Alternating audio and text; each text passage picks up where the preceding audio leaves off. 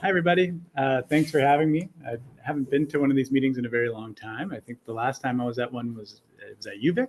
But I'm really excited to be here and able to share a little bit about a passion of mine, which is rain gardens.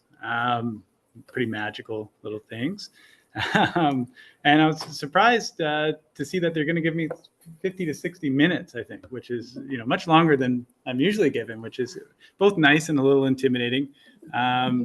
But I will say, if you end up dozing off or something like that, don't feel bad. Close your eyes, take a little nap. You got to get up and go tea, use the washroom, whatever you need, go for it. I won't be offended.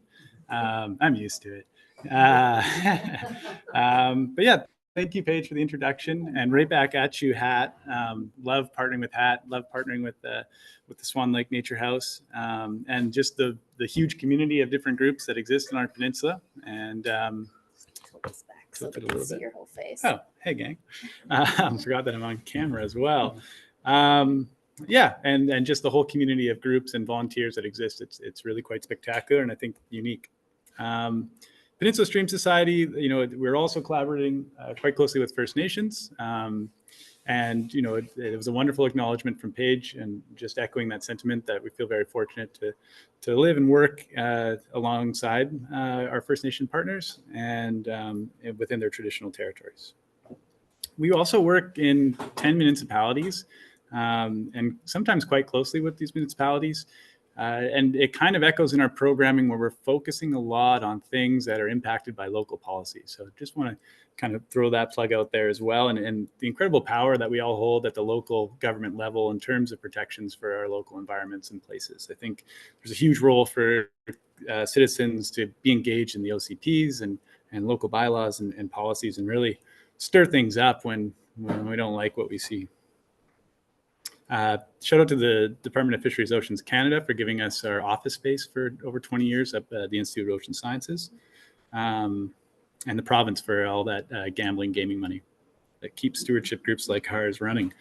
We have a plethora of partners and foundations. There's a short little kind of clip of them here. These are kind of the ones that give us money, but there's a lot of others that we work alongside with and in collaboration with. We also have a really generous community of corporate sponsors that also keep our mission alive and are supporting conservation groups like ours, which we deeply appreciate. We're a small team, relatively, of biologists and professionals and educators, and working towards this kind of mission of a legacy of healthy streams and shorelines. The other kind of thing that helps us get our mission done is volunteers. We have a wonderful community of volunteers across programs and projects, which, thanks, Paige, which contribute to getting our mission done. And you'll see on their rain garden, so that kind of gives you an idea of how big our rain garden program is and how many volunteer hours are going into keeping this program going every year. This 7,000 figure is kind of our best yet, or it's our highest kind of level of volunteer engagement that we've had, and it's showing this really wonderful trend that there's this really strong desire to do things, to do good, and I think there's this nice reciprocal relationship between volunteering and feeling good about what you do and making an impact in your community. So we take that seriously and try to provide lots of opportunities that are meaningful to our volunteers. We started up way up at the tippy top of the peninsula in the Wasakum and 1010 watersheds. And it was all spurred off with a little bit of government funding to do some work in those watersheds with First Nations and farming and agriculture partners, as well as DFO and some others. When the funding dried up, everyone kind of looked around and thought, well, this is fun. Let's keep doing this. So they did, and it grew and expanded down the peninsula and integrated Victoria into many watersheds. And our activities grew as well. We started looking at shorelines and other kind of things. We take this approach where we try to integrate our pillars of community stewardship, environmental education, and ecological restoration. And so the more we can kind of build programs that are almost pulling from all three of those areas, we find that makes really strong programming where if we're doing some hands-on action kind of type things, but we're pulling the community in to either guide that or monitor it or be involved in the planting or maintenance of it, as well as educating school groups and adults along the way, then we're really kind of making that impact that's required, I think, in these more urbanized and settled areas. Quick note, I'll get to rain gardens soon enough, but just a quick plug for stream restoration and monitoring. It's amazing how many watersheds we have on the peninsula here, how many wonderful ecosystems there are, how many fish are still in our streams, almost in spite of us. Really wonderful coho and cutthroat populations, and right behind us, which streams down into the Colquitts. Got a lot of work going on in there and beyond. And I just love this job because I just get pulled into these areas that I had no idea existed right in our backyard. And a lot of times you'll be looking at some of them and be like, there's no way anything's alive in there. But with electrofishing or doing some sampling or trapping, all of a sudden there's just a whole world that opens up, and it continually blows me away. We've also one of our newer activities that we've entered in and trying to take this watershed level approach, headwaters to deep waters, if we've gotten into the shoreline restoration and monitoring game as well. So looking a lot at these ecological gems along our shoreline, in particular forage fish habitat being threatened by things like development and pollution, the loss of our beaches due to shoreline armoring, and a community science program that looks at identifying those habitats and using that information to inform policy. And finally, our environmental education program. And again, getting kids out, place-based education, hands-on stuff, trying to get them to feel empowered and make an impact. Try to look at what the school has in terms of their local resource. Are they near a stream? Are they near a shoreline? Can we get them out to those places and do some education? If they're in a concrete jungle, that's where the rain gardens program comes in. What's the term? Invertebrates. Sorry, yeah, that's some invertebrate education. That's one we're recently starting to develop and looking at invertebrates, getting the kids, they love it, looking at the bugs, and trying to see what we can learn about the water quality from these invertebrates. But for the topic of tonight, rain gardens and the Rain Gardens for Headwaters program. This is something we started doing in about 2021, and it really stems from the fact that we're trying to do stream restoration. We're in the creek, we're looking around, and coming to the understanding that a lot of the impacts we're seeing in these streams aren't being created in the streams themselves. It's happening on a watershed level, and how do we address that meaningfully? So zooming back in time, transporting ourselves back to 1854, a couple hundred years ago, and looking at the landscape as it was, the Wasanich, Lekwungen people managing these lands, small, low intensity fires, but really looking around and seeing a really intact water cycle, deep soils, good tree cover, also probably a lot of beaver in the landscape, and this matrix of a lot of wetlands, Gary Oaks, forest, Coastal Douglas fir complexes. And if we took a cross section of that habitat of these wetlands that are existing, you get a cross section that looks like this. And you have within that cross section just so many different types of habitats with their own hydrologies and conditions. And a floodplain that's engaged. When it rains, it's flooding up very slowly. It's able to hold a lot of water, and it's coming down very slowly with the rainfalls stopping. And just with that, with all this niche space, we're going to have high biodiversity and a lot of support, a lot of resilience. There's that water cycle, just a quick refresher in case you forget what a water cycle looks like. But it can be as simple or as complex as you want to make it. Transpiration, evapotranspiration, precipitation, groundwater interactions, solar interactions, et cetera, et cetera. Fast forward to around today, or at least 2011, the last time that CRD and I think HAT made these maps, which are extremely valuable. And I know they've updated the landscape, the land use of our watersheds, and it would be really wonderful. And maybe we can connect about updating these maps, because it would be really interesting to see some of the trends. But essentially what this map of Bowker Creek on the right is showing is the different land use classifications. And of course, red is always the bad one from this perspective, in that it's the building, the roads, the parking lots, i.e. the impervious surfaces. So it's really hardscaped areas. And I've just pulled two locations, Hillside Mall and Campus View, out where to see these concrete jungles that exist. But that 47.5, you probably won't be able to read it there, of red percentage becomes an interesting number. And I will just quickly note, it's not just cement, right? When we're losing and developing these kind of natural areas, you also see the topsoil kind of change, characteristics change. And with every redevelopment, you see kind of a lot of topsoil being scraped and or compacted, and you just get a topsoil that's acting less like a sponge and more like concrete. All of this is to say we fundamentally changed the way that water moves across the landscape. And what I have here are two basic hydrology curves that kind of show what happens with discharge in a creek at any given time.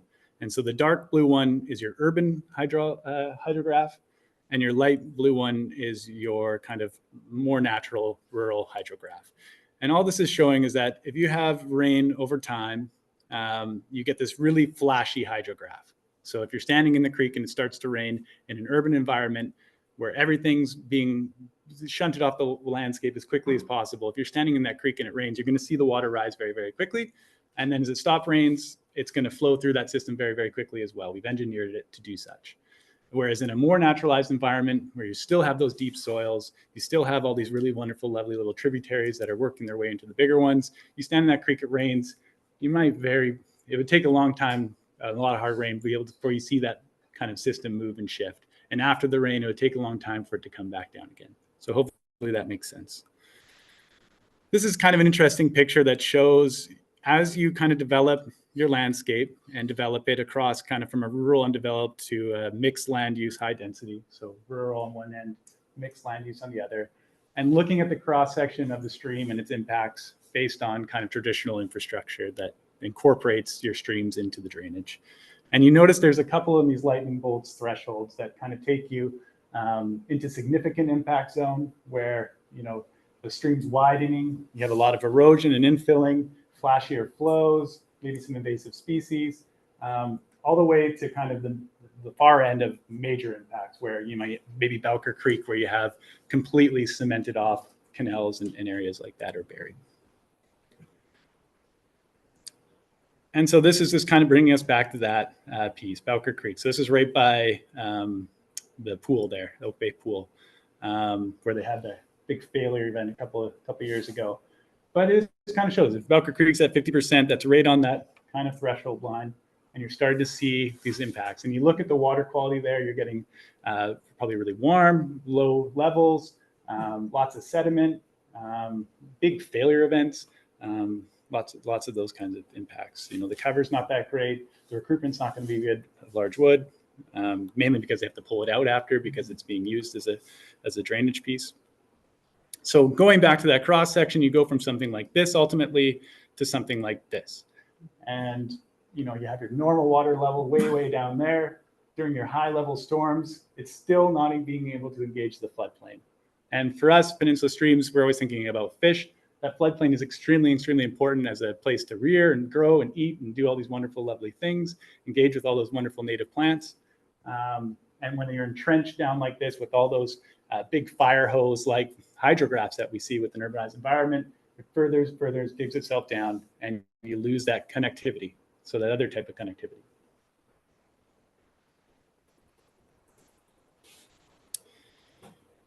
The other piece is that, yes, it's really good at, traditional infrastructure is really good at getting water off a landscape until it's not. And, you know, some of this infrastructure we built is almost 100 years old, maybe older. And we're really reaching the capacity of this aging infrastructure. The other piece is when you have a huge event, like we're seeing more and more often, you have almost like catastrophic failure, like the atmospheric river that we saw with complete blowouts of different infrastructure pieces across the province.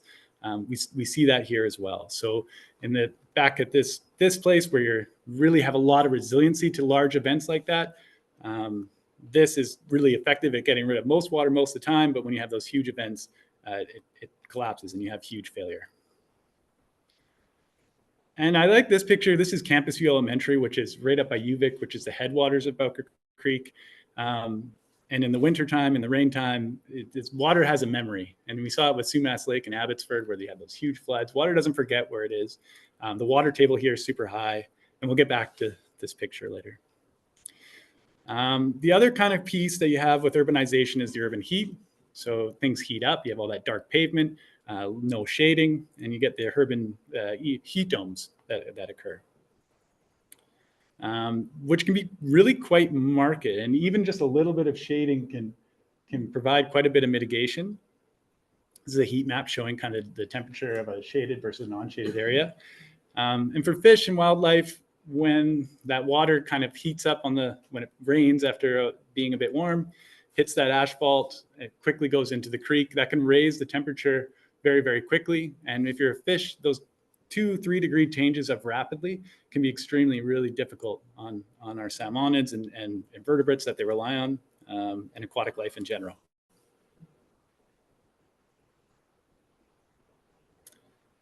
The water we transport is also very polluted.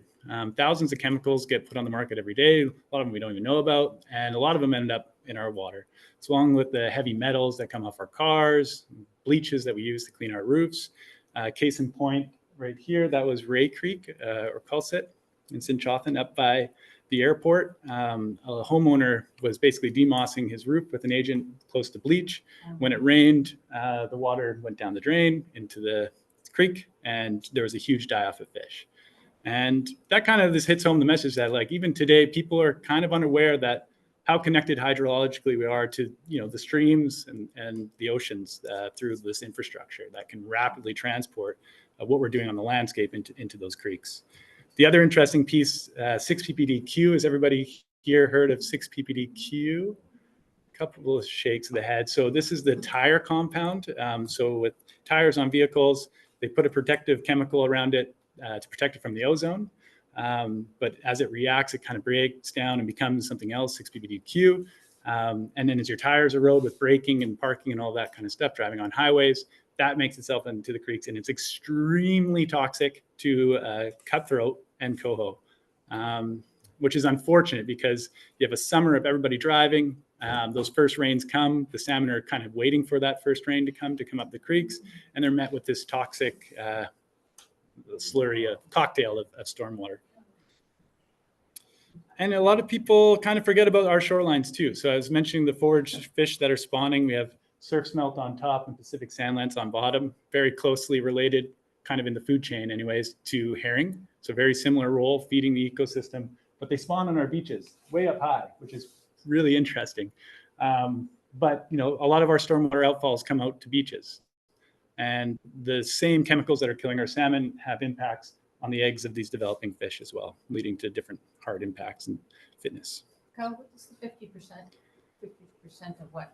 Good question. I snagged that photo from a herring study. Maybe it's gorilla, or it looks like something's inflamed. Darn it, Sarah, I don't know. I forget. It's an old slide. That map there is just showing kind of some hot spots where forage fish is sampling. It's a bit of an older map, but that's another talk. So basically, to sum all this up, urbanization increases impervious surface area of watersheds. This leads to poor aquatic conditions in local waterways. It's fast. It's being rushed off into the creeks and causing erosion like a big fire hose. It's hot. It's temperature being polluted from temperature from the asphalt and bringing that and delivering it and causing impacts. And it's toxic. Tons of chemicals impacting biological communities. On the right is some chum fry that through an incubation project, the Friends of Bowker Creek are trying to reintroduce chum salmon to Thaywen or Bowker Creek. And just a nice little photo. But again, this is kind of the urban creek syndrome, we call it. These things kind of combine to lead to a suite of symptoms that our creeks all feel in these urban environments. And Bowker Creek is definitely no exception. All of this will be compounded with climate change. So climate projections are just going to exacerbate a lot of this in terms of we'll have bigger rainfall events and more drought. But don't worry, there is a solution. Sponge cities, or lots of nature-based solutions, or process-based restoration. There's lots of terms for it, but it's shifting that paradigm of the traditional sense of let's get water off the landscape. We hate water, get it out of here. We hate flooding, go away. To one of, well, what if we held the water in place? What if we build sponges in our landscape at great scale? And so when water falls, it's treated, it's slowed, it's able to evapotranspirate, make its way back into the watershed cycle, and we restore some of that function to our watersheds. So it's shifting from draining to slowing it down and holding on the landscape. And despite all, and in addition to all the benefits to the natural areas, there's also these huge resilience to things like flooding and climate change. And it's a cost-effective solution as well. It's much better than waiting for everything to fail and having to go repair your highways and culverts and that sort of thing. So of this kind of sponge toolbox, you have your rooftop gardens, you got your cistern barrels, things like that. I particularly love rain gardens because I think it addresses a lot of the issues.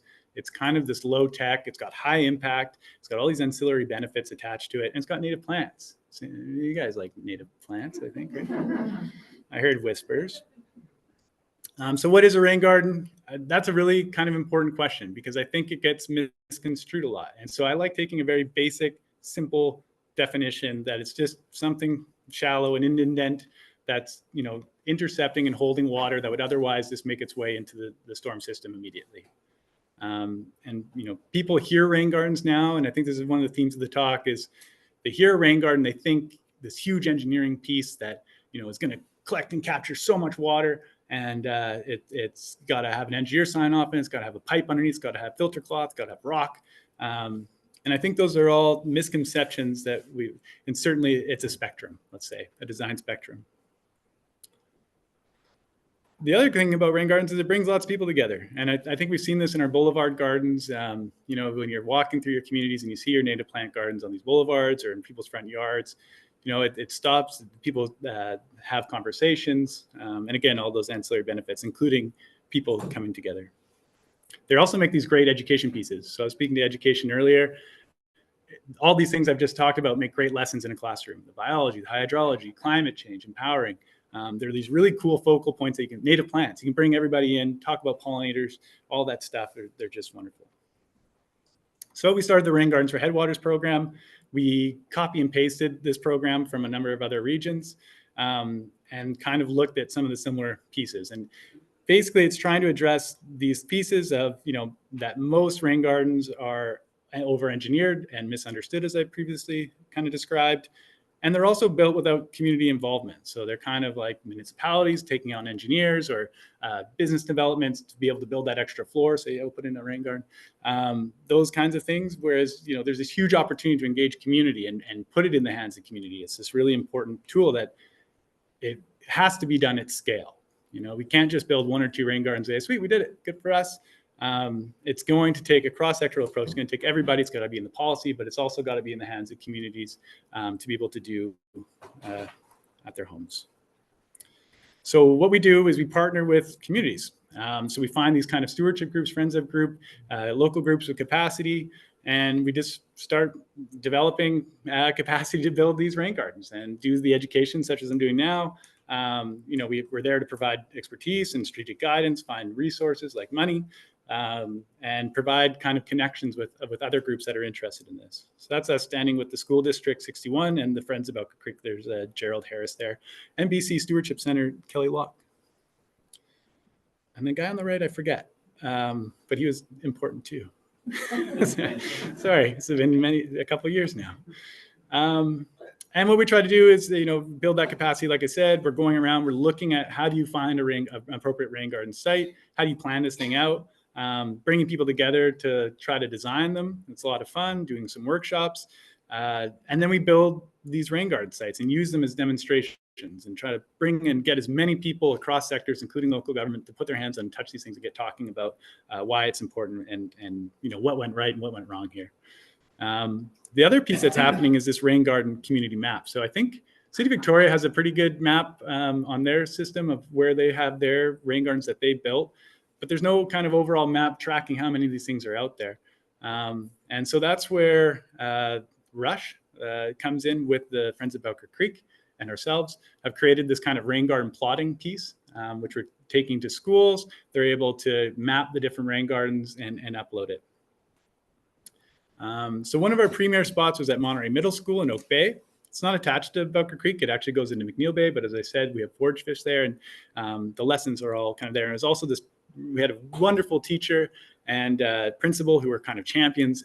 Gerald Harris from the Friends of Belker Creek is a master at kind of making these connections on a community level and kind of making things happen. And he also has a really good nose for good rain garden sites.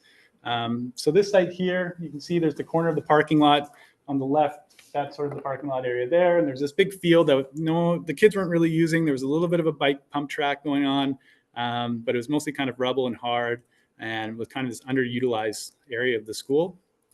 So we put together a basic design, which mapped out how much water was going to fall on the parking lot, and how much area, and then cut a curb in the parking lot to allow water to flood into that area, and built a big berm around it. Some of the important things, I guess, for this is kind of that catchment area piece. And it's really just common sense. So you just kind of walk around, you see where the drains are, kind of look at the angles of where things are dragging, and you can kind of see how big your catchment area is. There's lots of measure tools online too, like Google Earth and Google Maps and stuff, where you can, if you're trying to get an area of something, you can just click around the map and get a rough idea. It's not super hard science. It's just kind of getting rough ideas. One of the kind of pieces here is that you want to try to have a 7-to-1 ratio, more or less, of your rain garden size to catchment size, of your catchment size to rain garden size, pardon me, 7-to-1. So you can see that this is probably oversized. I don't think you'd get 7 of those rain gardens fitting in that catchment area, but we built it big because we had a worried neighbor down there, and the school district was also potentially planning more parking spaces. So if they did, we'd have some rain garden for them to plug into. So what that looked like, there's the curb cut on the right. We had a machine come in and remove a bunch of earth. We built a berm, and then we brought in some kind of, Mitchell's has a rain garden mix of soil, which is kind of a little bit more absorbent and porous. So we brought that in, built a kind of cool little contour for the water to flow, put a little bit of rock, like crushed torpedo gravel in, and put that in there. We had the kids kind of helping along the way. So kind of envisioning what they would like. They did some basic planting plans, talked about where they might put some features, and had them involved along the way. The left photo was a planting workshop. So we had Chris and Miss Kelly come and talk to people who are interested about what kind of plants we'd want to plant, and get in there. And then we had Abby from Satin Flower come and kind of lead the planting day with a bunch of kids, which was heaps fun. And over time, it's been really great to watch this garden kind of fill in and flourish. It's hyper abundant deer. It's also a lot of kids, some things we did consider, but maybe not enough. The deer especially, were very hungry deer. We tried to plant like deer resistant, but they weren't those deer resistant. Yeah, it depends how hungry they are. But it still seems to be filling in really well and doing really well. The Friends of Bowker Creek always ask me why I built it so big, because they've been doing a lot of the heavy lifting in terms of the maintenance. So there's a bit of a grumbling there. And maybe we could have downsize it a bit, and we may have to. The next garden I want to look at is at campus view. So again, that's at school in the headwaters of Bowker Creek that we saw the flooding issues. Bowker Creek is actually just across the road there on Gordon Head, and flows up to the university campus. And this was kind of on the bus lane, and there was this kind of interesting feature of this water tube thing, that asphalt that drained water directly into the drain, which went right over to Bowker Creek. Gerald found this one again. I think his grandkid goes there, and sparked up a conversation with a really cool principal. And we were able to kind of do a similar treatment, dug down 50 centimeters, backfilled with 30 centimeters of soil, nice soil, and put in some contouring. This time we had the Mount Doug secondary school kids come down and then teach the Campus View elementary students. So it was like a little peer-to-peer education piece, which worked really well. And again, watching this one fill in, and this one's really nice because it's got the Stream of Dreams salmon kind of running along it, which was already there. It's a really busy like pickup spot for kids, high traffic, high pedestrian traffic. We have a signage up now that explains what it is. And we're continuing to go into Mount Doug secondary, and they lead a lot of the maintenance planning. The Friends of Bowker Creek come in and do the elementary education pieces too. So it's performing really, really well in terms of those social benefits and education parameters. As well as, treating a lot of this water. Has there been any measurement of, what the immediate under the road on the other side where the rest of the water used to flow into Bowker Creek unimpeded? Has there been not at this site baseline, and then what happened? We're getting better at that. So the 6 ppdq sampling we have at a number of sites now, before and after, not this site, to my knowledge. But there is a lot of documentation, and I forgot to mention just how effective rain gardens are at slowing, treating, and cooling water. And it's been really well documented by folks in Washington and the city of Vancouver, using very similar methods. But essentially running your water, your stormwater through a bio filtration or plant medium removes about 90% of those chemicals and 90% of the 6-ppdq. So it's extremely effective at removing those toxic components of stormwater. And DFO, we're doing a study with DFO, and they are coming over in a few months or soon, and they want to pick up more of these spots where rain gardens have been running for a longer time and do some more testing during rain events. Yes. Before and after. Thank you, Stara. Yeah, I'll just echo DFO's coming to do more testing on some longer standing rain gardens and green stormwater infrastructure pieces. BCCF, the BC Conservation Foundation, and VIU have got a lot of funding towards community monitoring. Our group, as well as the Friends of Elker Creek, Sarah's group, and more are all kind of participating across the island in doing some of this monitoring work, which is fantastic. We also kind of did a couple of one-offs on another section of the parking lot. Like I said, water has a memory. This school was the principal, first time we went there was raining. The whole parking lot was a swimming pool. There was almost like a small stream flowing, down through the playground. There was kids lying in it in their like rubber like jackets. Like he's just like, please do something. And there was this swimming pool in the parking lot, or a couple of them, that when it rained, it would get really deep, and then if it froze, it was an absolute nightmare. And he was just pulling his hair out over this kind of stuff. And the teachers had these kids coming in soaking wet after break and covered in mud. So we did that one rain garden which had the overflow. I don't know if you can see it, but we used that existing kind of storm drain there as our emergency overflow. So water comes in, and most flows it's totally fine. But if you had a really big event, or to make the engineers happy, if it gets completely full of water, it's just going to go where it normally went anyway. And so that's kind of a nice piece to include in your design is if it's going to overflow, am I creating any added risk when I'm creating a rain garden? And if you can incorporate existing infrastructure, everyone tends to sigh a little bit of relief. You can raise that up a little bit as long as it's below that kind of curb or your highest point of runoff to ensure more water stays there. We'll put a honeycomb drain on it. But for this one, we didn't have that. The school was a little bit nervous. Oh, sorry, there's two sites. You can see them, another one in behind there. But basically all we did was dig it out and put in porous soil and top it with wood chips and plant it. And they haven't had issues with flooding in that parking lot since. So just creating that sponge was able, not a lot of measurements in terms of the catchment area or anything like that, but just putting that in there, we were able to capture a heck of a lot of water and solve a lot of headaches just on that. If you get a huge rain event, I'm sure you'll get some puddling and flooding, nowhere near as what you'd had before, and no worse than it was before. A lot of the Elker Creek areas now have blue clay below. Do you pump through that? Yeah, so the question was, in our local watersheds, particularly on the peninsula, we come across a lot of clay. And a lot of folks are very concerned because the infiltration rate of clay is so slow. And so, they tell you to dig your test pit and fill it up with water and see how long it tends to flow through. For us, we dig down a half meter and replace with really porous soil. And then we have our overflown piece. So we're still going to hold like a sponge and capture all that water.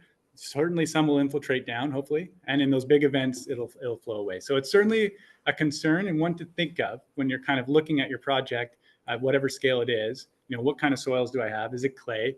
Okay, it's probably not going to go down very quickly. Where is it going to go in the big flows? And you should be considering that anyway, but it's just one thing to consider. Does that answer your question more or less? Sort of. Yeah. At this site, I don't think. Yeah, we had to get rid of that soil. Luckily, the Monterey site we were constructing needed a lot of soil to build that berm around it, and clay is a pretty good material for creating a nice berm. So we used some of that material to build that berm there.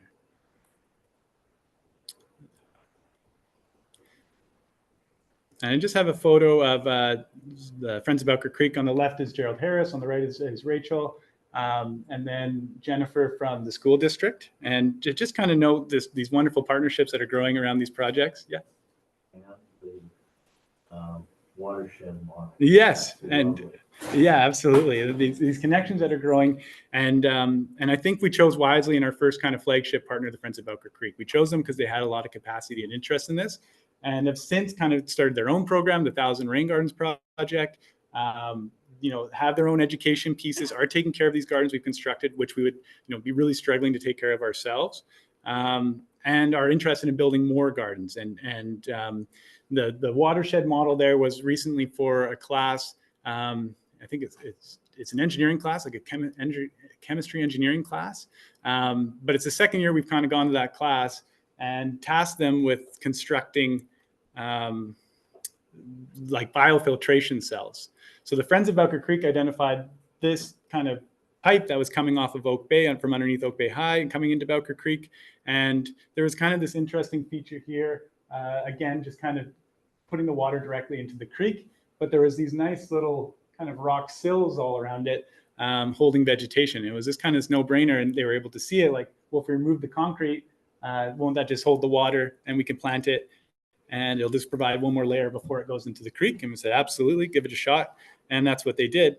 But in the right photo, you can also see there's a small little tub there.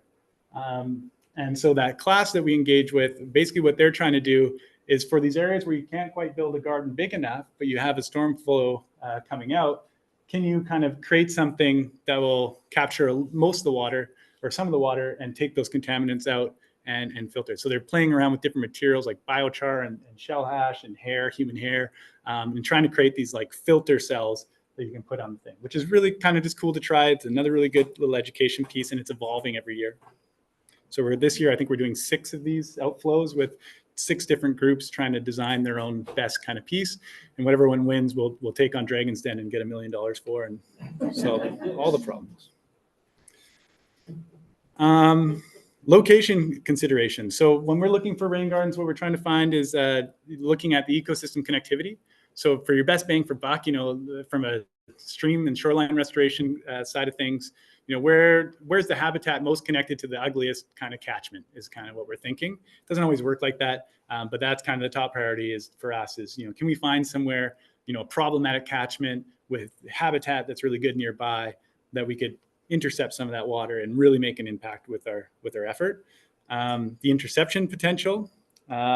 So again, that hot, fast, and ducted. The existing overflow infrastructure. So again, it makes your life a lot easier if there's a storm drain nearby, because especially for us, because we're doing more of these kind of parking lot pieces and working with local engineering teams, the first thing you're going to ask is, well, are you going to flood everything? And you have to kind of be able to say, no, look, it's a drain right there. It's the same drain.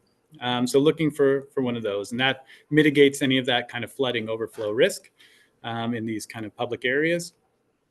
And then that catchment area to garden ratio, do you have enough room?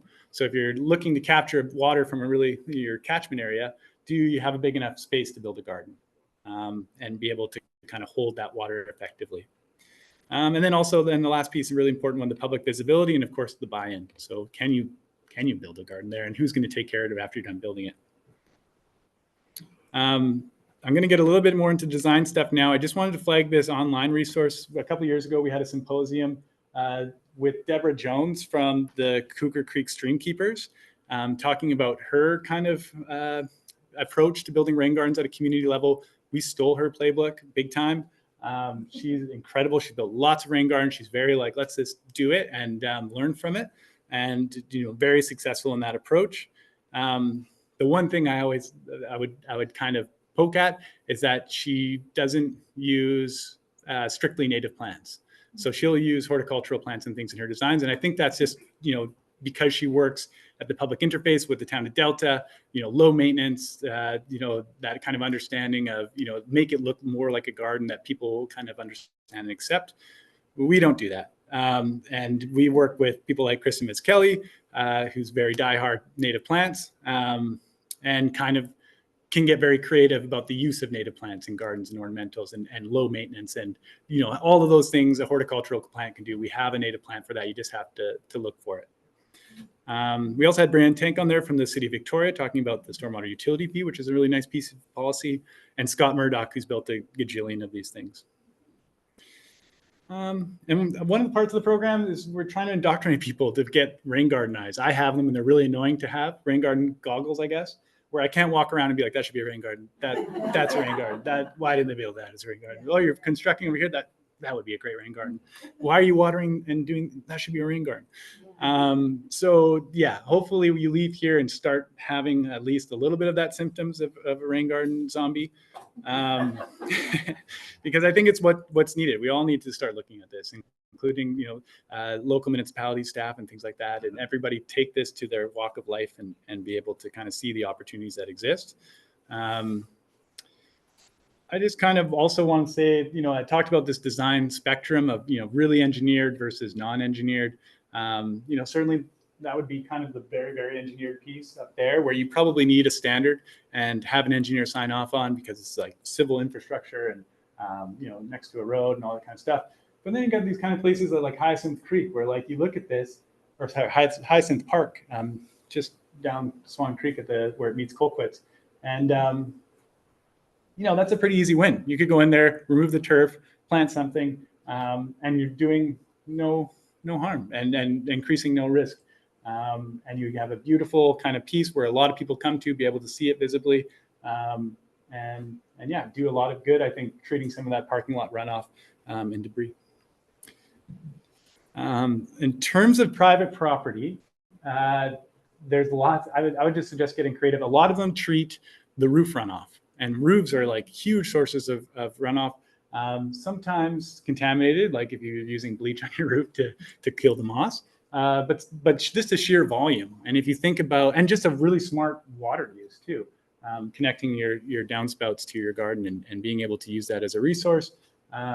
And then just, again, careful considerations about overflow and where that water is going to go if it wasn't, and being very careful about flooding your neighbor's yard or basement and things like that. Can talk more about that. Boulevard gardens. I always see wonderful boulevard gardens as mentioned.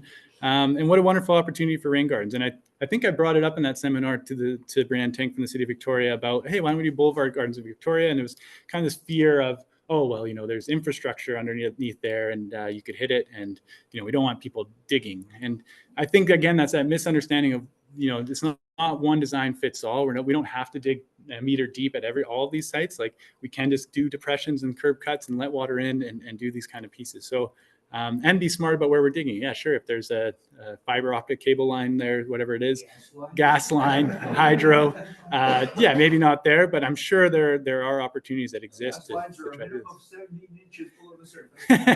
Call before you dig. Yeah, call before you dig. Exactly. So, and we'll get into that.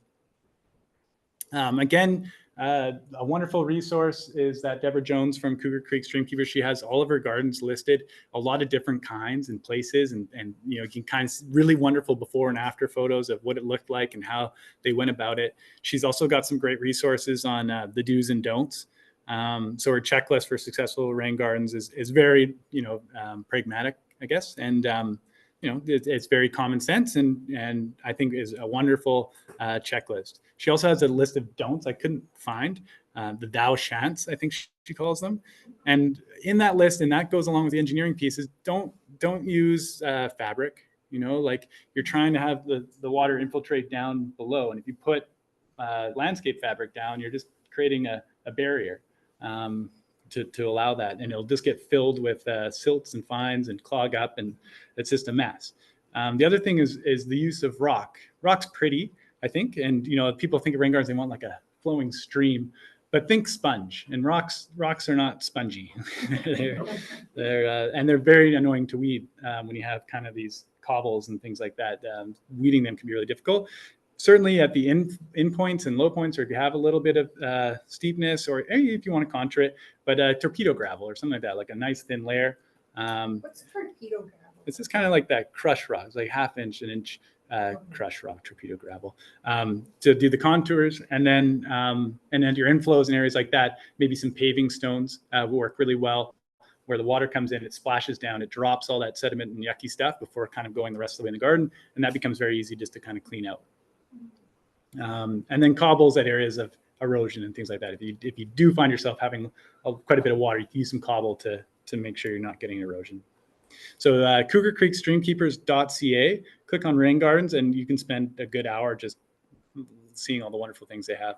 The other resource, I know this is a native plant worker. I haven't really even talked about native plants. And I think that's the reason I was kind of like, these guys know more about native plants than I do. I'm not going to tell them what plants they should use, but Satin Flower, of course, has a wonderful website where you can kind of look at the different conditions required, deer proof, and tailor fit your site. They also have wonderful staff who are familiar with rain gardens and what works and what doesn't.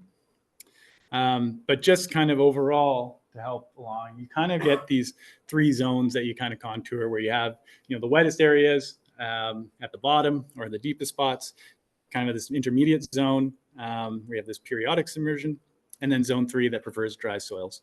And with our native plants, if you kind of have an understanding of, that, plus, I heard the debate earlier about a Mahonia that I didn't know existed. So, so I know you guys know your stuff, and we'll be able to come up with some really cool planting plans. And I hope that you'll consider, after this plan, maybe joining our effort and coming to some of these workshops and lending your knowledge to others about, how to plant their rain gardens.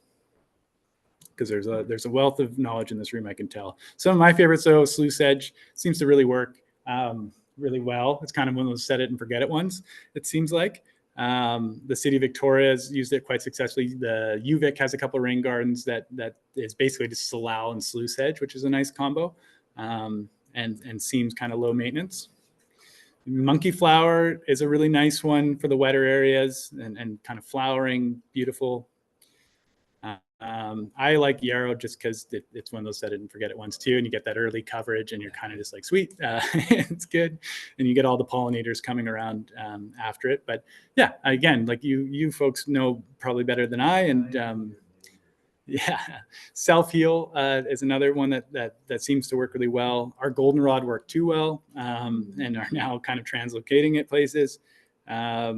Our shrubs would have worked well, but the deer were hitting them pretty hard. We also kind of have to play a lot with our restrictions. We come across different horticulturists who have different feelings about different plants. So, and trees. So trees are the ultimate, if you can get a tree in there, they're just powerhouses in terms of treating water. I got another little piece in terms of design, the biochar, really great at filtering some of these things. Oyster shell, great at kind of bonding metals, so getting those hard metals out of the water. Your wood chips are your best friend. Those kind of alder blend, those are sponges. So, we usually do, based on Deborah Jones kind of treatment, we dig down 1/2 meter and we backfill 30 centimeters with that soil. And then we top with about 6 inches of these chips, because it just holds so much water and acts as that sponge. Wood, rock looks great. You can see they've used a bit of stone on that bottom right one. And then thinking about your other kind of pieces you can include, your bat boxes, your bee houses, call hat, they'll come by and throw them in there for you. And so the boring stuff, or not the boring stuff, but where the rubber hits the road, no pun intended, is, how do we get, effective policies and bylaws to help in this? And I think there's a number of really good examples in terms of different communities. I think Wauchosen has a really strong one. To be honest, we're hiring a sustainability scholar to help us kind of navigate this and look at the different stormwater management policies that exist within the different municipalities around here, compare them, grade them almost, see what's working, what's not, and do a bit of a comparison. That's been done in other areas as well, but it'd be really good, and have the gold standard of what is an effective, OCP or policy for these different size communities that have different kind of capacities within their local government and regulation and monitoring and things like that. So what's the bare minimum, and what's the Rolls Royce of stormwater management policy? And I think that's something we should all be asking and bringing to our municipalities and plans. The City of Victoria has the Stormwater Utility Charge Fee and Rebate Incentivization Program, which is a really kind of innovative and cool model. It basically user pay system. So if you have a giant parking lot, you pay a higher fee. You can get that fee to come down if you put things like rain gardens into your footprint, which is really cool. It's really interesting to see. The issue with that, I think, is, and I don't want to come down on anyone too hard, the city of Victoria has their rain garden design guidelines, which are really intensive. So they have their kind of commercial ones, or like their big infrastructure ones, and then they have their private residence ones. And to work through those guidelines are quite difficult, and they can become quite expensive, and honestly are probably deterring a lot of people from just doing a very simple project to try to capture and hold some water on their yard. I don't want to say ignore them, but but I think assess the risk. Talk to people. Get some ideas, and if you're in the city of Victoria anyway. On Deborah's kind of to-do list, all on board. Consult with municipality, neighbors, in your BC1 call. So I think that's a really good idea. Where we hope to step in is to kind of be able to come in with the municipalities when people are trying to build their rain gardens and are running up against challenges, to be able to come in and say, no, this works. This will be just fine. And whether or not we have to use some funding to bring an engineer and put a stamp on something, we're trying to get these things going and working with the municipalities to achieve a level of comfort where these things can be built at scale. It's a native sunken garden. A native, right? Yes, Sunken garden. that's absolutely it. So that's it. So when you say rain garden, people go like this and they say, "Oh boy, grab the standards," and like, what engineer do you have? And it's going to be a $200,000 project. So yeah, I agree. It's not a rain garden. It's a wink, wink, indented, depressed native plant garden that happens to be holding some water. That's a negative connotation of depressed native Yeah. Just on that point, I don't have a lot of space. I live right downtown Victoria, and ironically, being someone, I do stormwater testing and sampling for a living, and I'm someone who would be the most willing to pay stormwater fees because I believe in it. And I don't have, we don't have, it's a 150-year-old house.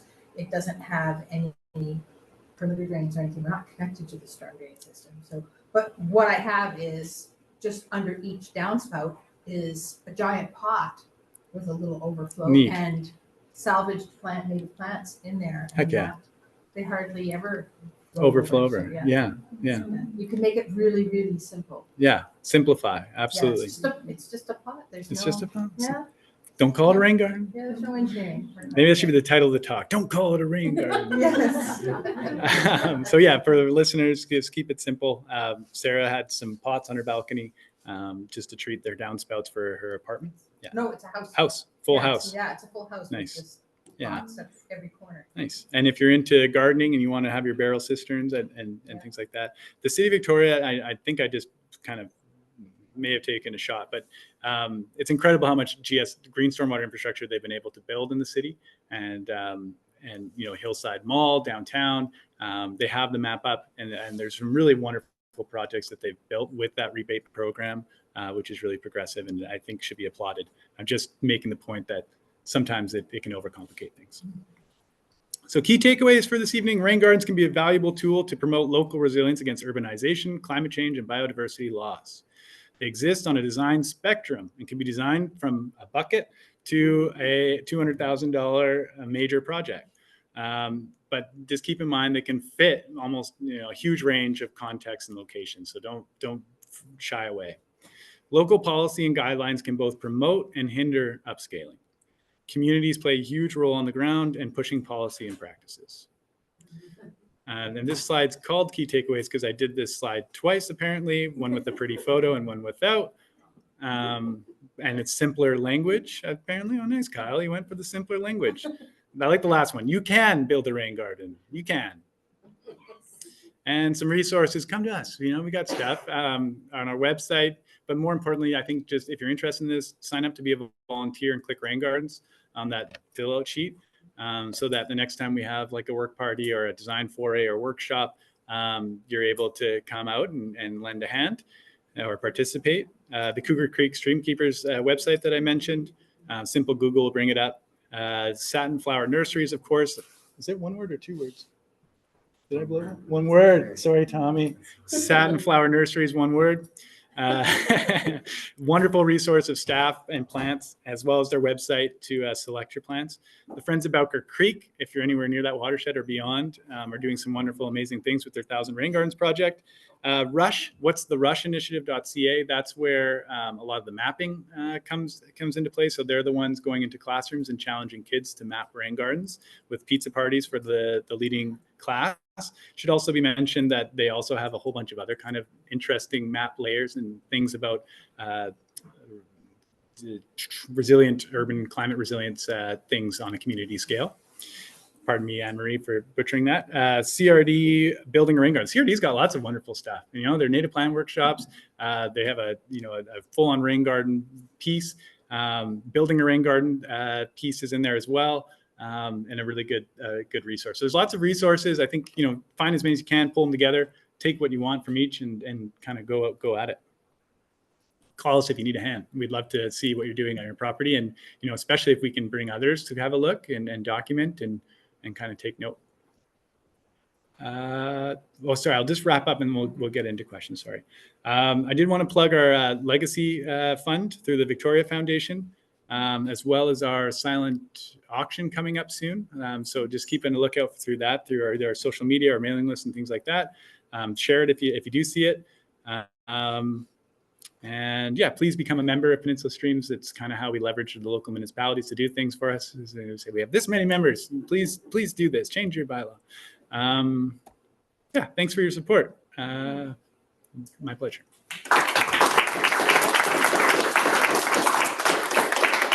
You had a slide with a picture of the carrots of Newtown. Which implied you planted. Do you know where you took that slide?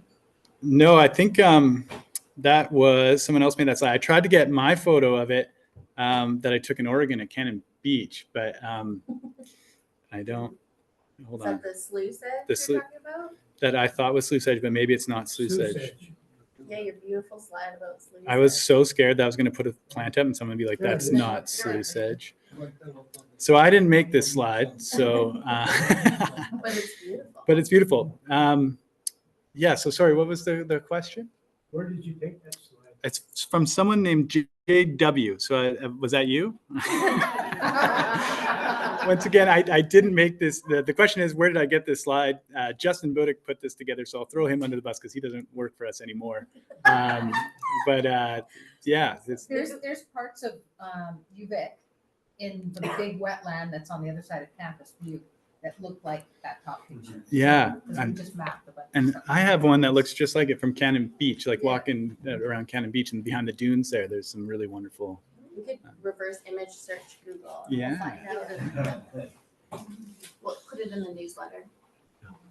I live in Oak Bay, which has a lot of regulations, a lot of build-ins. I have a neighbor who put in, bought the gravel to put in at the side of his house, and he had to take it out because it wasn't porous. Whoa. You read in the Oak Bay things, it's not porous. He had to take it out Wow. and put down soft. Did he try to give it to us to put in the creek? Maybe. We had a guy try to give us a bunch of inch gravel. So I live in Oak Bay, and I'd love to get rid of that patch of weedy grass between my rock wall, that was at the front of my property, and the sidewalk in Oak Bay. Can Cool. you repeat the question? I for the call on audience? you to see if you can wrangle with Oak Bay that I don't have to pay to get rid of that. Sure. So the call, I think the call to action / question is that in Oak Bay, it can be very difficult working with the municipal regulations around some of this stuff. And can we come help to replace the weedy grass that exists between the rock wall and the sidewalk? Certainly, I think we could come for a site visit if you're open to maybe putting some water in there and and turning it into a rain garden. I'd be happy to come by. Yeah, and we can see. I just want to stay below the radar with Oak Bay. Well, we just went live with it, so. At the address. Yeah, we can try to stay under the radar. This couple, Yeah, they got solar panels on the roof for heaven's sakes. yeah, They had to do. yeah, Gravel wasn't porous. yeah, Okay. yeah. Yeah, it's gonna be tough. Okay. So there was a mention of downspouts into, stuff Yeah. to Pots. hold the water, good. To actually not get the water into the system, permeable drives, things like that. Any suggestions around that? Do you overlap into that sort of thing where we aren't even collecting the water, we're letting it dissipate immediately? Yeah, certainly. Like anytime you can substitute or replace a permeable surface with something that's permeable, I think is a win. As long as I think is a win. So, and there's lots of different products out there. I'd avoid the kind of plastic ones and the ones that, some of these things, these cell kind of pieces you put in, and different resins, these permeable resins and things like that. They seem really great, but you kind of just wonder what the lifespan is and what happens when they break down and start going. And So some of what's the the permeable alternative? pavement can clog up really Permeable quickly is pavement. what they found. Yeah. So it works for a while and then. And that's the other one is these turf fields, the recycled rubber turf fields. So that's one we're kind of looking into too, because it just with what we know about rubber and tires and using this material to build soccer fields with, and then it kind of gets everywhere and makes its way in the stream like Belka Creek. We do kind of raise question marks about, is this a good thing? Kids' play areas where they're using Yeah. a rubber mat material made out of ground tires, Yeah. because Yeah. the kids can bounce instead of hurting themselves. Yeah. And on that note, 6-PPD quinone was only recently identified as this toxic chemical, and the 6-PD is the original chemical is toxic enough, and it becomes even more toxic when it combines with ozone. And so they are now finding it in blood, in your urine and blood and in studies. And so having it as playgrounds is probably, it's problematic. I live really close to the reservoir. It's actually, there's the one at the top of Mount Tommy and there's one at the bottom there. And the one at the bottom used to have a green, grass covering on top, and then took it all away because they said that the water reservoir was compromised, so there's all this fence around. Well, now it's all cement. Wow. And it's gathering water, and the neighbors are complaining because it's like mosquitoes and it looks ugly. And I was wondering if they had approached you, or if that's even a possibility. I'm kind of curious if there's a way that they could work with. To keep it, obviously they have to keep the water safe, but it feels like this looks really ugly and. Put up bat houses. What's that? Put up bat houses. Yeah. Yeah, well, yeah, but there's still all this They'll take water care of that the just mosquitoes. sits there. Yeah. In the winter, in the rain times anyways, and there might be another way to deal with it. Yeah. Yeah. So the comment was there's a at the reservoir in Saanich below Mount Tommy, there's an opportunity potentially to replace some cement with something more permeable and rain garden-y. And could we get involved? I think we're always open to those things. We have a tough time, and we go through that kind of priority piece for ourselves in terms of the impact it can make and how connected it is to habitat and the social benefit and potential for engagement. So it could be potentially a good one. I know Saanich has their hands full with a lot of things, and but they do have Even if you directed the water off the top of the reservoir into a permeable. Yeah, With absolutely. the soil. Build a great box down below. Yeah.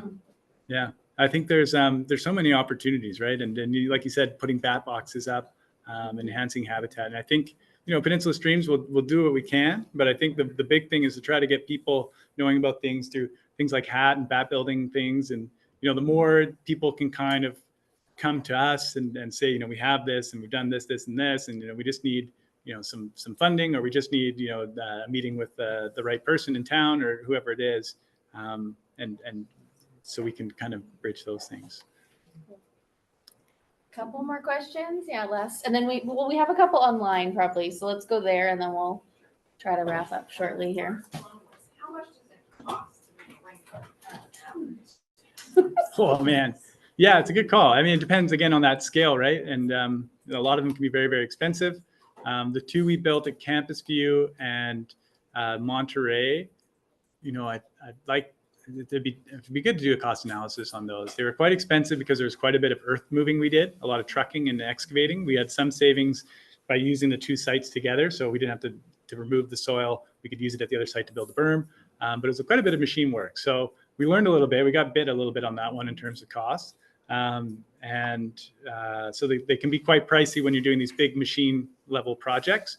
But if you go to the Cougar Creek Streamkeepers page, they have these kind of others, the whole spectrum there in terms of where, you get some students to dig out some areas, and you bring in some nice soil or amend the soil that's there, do some light planting. And then you're looking at kind of $500 to $1,000. With our kind of ones we did, we're kind of in the $20,000 range, I think. Another question about who's responsible for maintaining for the schools. Is there some sort of agreement about? Yeah, so that's the big one. And when you go to whoever it is, the landowner, if it's a district or the school district, the two questions are, are you going to flood something, and do you know what you're doing, and do you sorry, what was the other one? Oh yeah, who's going to take care of these things? Sorry, it's been a long day. Who's going to take care of these things? So for us, anyway, it's really nice to have our thousands of hours of volunteers, our community partners. There's things like Adopt a Rain Garden program, and front-ending the maintenance piece by being pretty smart. So using native plants, planting to the conditions of the site, trying to reduce some of those things. There's also you don't maintain these as you would kind of your regular kind of horticultural garden, I think. So it's a lot more kind of the hand pruning, and that's where the education with us anyway, building at these schools, we can bring the kids and get a champion teacher. And once, every 3 to 6 months, go into the school and do these kind of bigger mulching kind of pieces. It's tied into the education. Kids feel great. They get their hands dirty for an hour, and it's kind of done. The maintenance does kind of come in and do a little bit of shoveling at the entrance to make sure it's clear.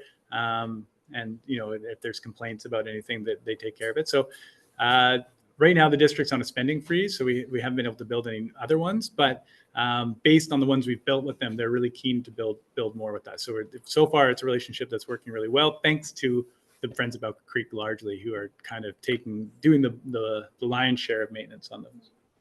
There was one more from online about what was the spongy soil you were using. The OB library has a rain garden with engineered soil. Is it the same stuff, and can residents get a hold of it? Yeah, spongy soil. So and I mean, sometimes spongy soil is just right there. But yeah, you're trying to create a sponge, nice and kind of loamy stuff. You can either buy like a mender.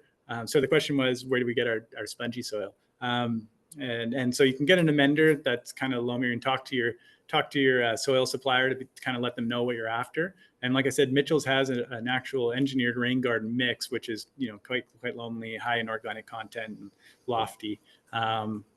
That they sell at a reasonable price, and kind of very comparable to their other soils there. And so that's available for anyone to go get. It has wood chips you can pick up for free, which is so cool. Yeah, and if you know your local arborist, they're always trying to get rid of. The comment was arborist, those wood chips. And sometimes those are free, but particularly if you know a good arborist and can give you clean material. So if you let them know, I need some nice Douglas fir, nothing else, wood chips, and you can trust them to come by with a nice load. Then Just wondering, you mentioned the toxic runoff as a result of the composition of tires. Is there any kind of national lobbying effort to get tire companies to stop utilizing such equipment, or any kind of class action activity to prevent that? Because the scale of toxicity on a countrywide basis must be immense. Yeah, it's huge. It's a huge problem. It's insane. There is an effort. There's lawsuits happening, I believe. There's big. Sorry, the question is what's happening to kind of get to deal with the 6-ppdq and tire problem in terms of action? Do you know, Sarah? Yeah, there's, especially in the States, there's a bunch of tribal groups that have, because they're killing salmon, they have launched big lawsuits and saying that they haven't been protected, and that was part of the so it's different laws, obviously in Canada and the US.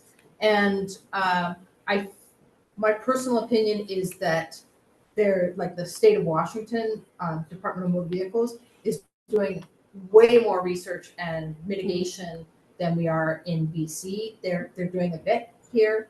The Ministry of Transportation is paying for a bunch of our sampling. Like they pay for us to go and sample a bunch of locations, and they are also have given us a little bit of funding to try some sort of really small, almost like curb cutouts, where you're talking about maybe 2 square meters, where we could maybe just treat little bits of runoff off of the Soo Highway, for instance.